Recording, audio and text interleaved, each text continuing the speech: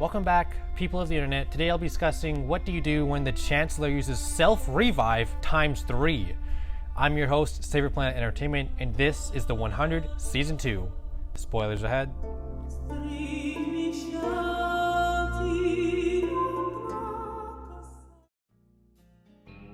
So, Season 1 of the 100 was pretty damn good. Quick recap, 100 teenagers living in space are sent back down to a radioactive Earth. Turns out it is livable, not radioactive, and they are not alone. And at the end, they are pretty much getting attacked by the people that live down there, the grounders, and essentially the Ark people from space blow up like 300 of them and they escape. So now that I'm watching Season 2, I found something quite hilarious. Jaha, the Chancellor. He almost died, I don't know, maybe about like 10 times in Season 1. And he just kept wanting to like sacrifice himself through like 10 different ways, and no one would let him die, because every time he tried to sacrifice himself, either Kane or Abby or someone would come and save his life. I want to die. No. But at the end of Season 1, everybody flew back down to Earth, except for Jaha, because he sacrificed himself yet again, successfully this time, to manually launch the escape pods from the inside, leaving himself alone. In space with only 2 weeks of oxygen.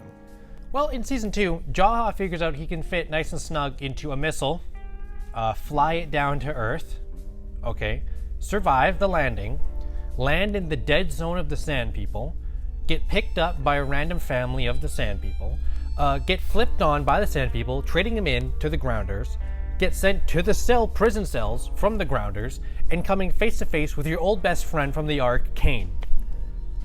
Wow. I am back. Holy fucking shitballs. Like, seriously, what are the odds of this happening? Like, the last time Jaha and Kane were face to face, he said, you know what, I'm gonna go manually launch the pods. I'll be dead in 2 weeks, because there's only 2 weeks of oxygen left, so peace out, y'all. And then, like, a week later, Kane sees Jaha on the ground in Earth. Like, what? Like, it's just hilariously, like, unbelievable. Meanwhile, a very important character gets introduced here, Lexa, the Grounder Commander. She is really great, and her and Clark are great leaders, which segues me into my next segment, and it's the main reason why I think Season 2 turns out to be a really damn good season. Still new to your culture, but when someone saves your life, my people say thank you. The whole season revolves around captured Grounders and captured Ark survivor space people being held inside the military bunker Mount Weather.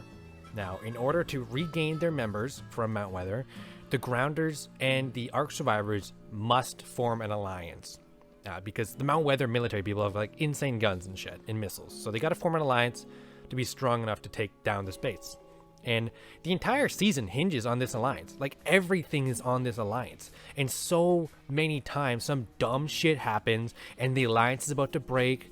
Like, one of the side guards for Lexa poisons himself and tries to pin the blame on the opposing party just to break the alliance. And, you know, eventually he gets cut out, but so many times I was on the edge of my seat hoping and praying that this alliance sticks. It's really good the entire way through. Stop! One of your people tried to kill you, Lexa. Not one of mine. I can prove it.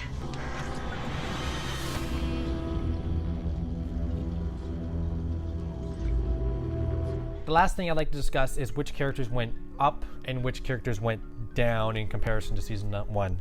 Now, I think the best character that went up has got to be Clark, by far. Now that she's in a full leadership position and she's not doing it co-op with Bellamy, she is way better. And her on-screen chemistry with Lexa, off the charts. I mean, Lexa alone as a character is just great. Bellamy, he's just as cool. But one of my favorites from Season 1, Kane. He's one of my favorites. And in Season 2, it seems like he just went neutral. He didn't do a lot of good, but he didn't do a lot of bad.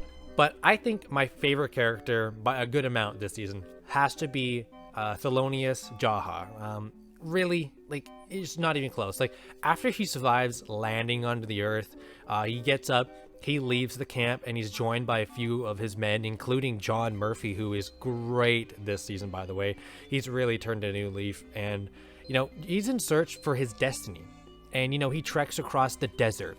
He goes across a minefield. He follows a drone across the ocean. It's great, and it's comical because it's just like watching this guy like bumbling around, like looking for his destiny. It's like he's not dying. Like he should have died so many times. characters, I believe, got worse in season 2, and it's not even like, oh, you know, Finn became the bad guy or anything, because at least that would be a character arc, but I will get to Finn. Abby, I want to say right off the bat, jealous mommy. I don't know what the hell happened to Abby. She's jealous that her daughter's got power now. She wanted to be the chancellor, and then she got it, and now she can't make decisions. Abby's not very good this season, in my opinion, of course. And Finn's two greatest qualities was he loved Clark in season 1, and he was a peacemaker. He wanted peace with the Grounders the whole time. So season 2 comes along. Oh, he still likes Clark. But he guns down 18 innocent people in a village. And then he's like, it was an accident, guys. Finn, no. Finn is such an idiot in season 2. It's unbelievable.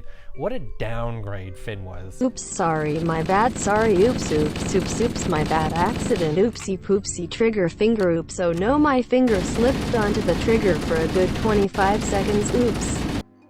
So overall, on my scale of 1 to 5, I mean, I was tempted. It is extremely, like if it's one time a year, that would be rare to get a masterpiece 5 out of 5. It is extremely rare to get 5 out of 5 because everything has to be on point. Season 2, don't get me wrong, it's good, but it's not a masterpiece. I'm ranking season 2 4 out of 5, still damn high. 4 to 5 is just great. I mean, I really like this season. There were some episodes that made me want to put masterpiece, but honestly, the lack of great music was not there, and a frustrating final 2 episodes and a few characters being a little worse this season than in season 1 puts, you know, season 2 of the 100 at 4 out of 5, which is still damn good. Don't get me wrong, 4 to 5 is great. And it was really awesome. I mean, really, season 2 over the 100 was better than season 1 in my opinion. And overall, just really good. So that's it. I've watched season 2 of the 100. I've now reviewed season 2 of the 100. I thought it was pretty damn good, honestly. And there's one thing that I am curious about for season 3 is, what is Jaha's destiny? Like, I just want to do more of Jaha and John Murphy's destiny. Like, they're doing a great storyline. And if you're interested in what TV show I'm on next, I've taken a look through some shows. I'm taking a look at Avatar, the Last Airbender. I think that's going to be probably my next one. So if you're interested, keep around for that. But for now, I'm your host, Saver Planet Entertainment, and I hope you enjoyed this review. Peace. Don't move. I have my orders. I don't care. This is not happening. You sent him to kill Octavia? I told you she's not a problem. What the hell is wrong with you? You can't just kill everyone you don't trust. Thank you for sticking around to the end of the video. If you want to support my channel, make sure to like and subscribe for future videos. I cover all areas of entertainment, from books to movies, TV shows, and games, all the above. And if you're really dedicated, I do have my Patreon links in the description. Anything that's donated to my channel in any way necessary, half of it is going back to charity because it's the least I can do. So hopefully you enjoyed the video and have a great day. Peace.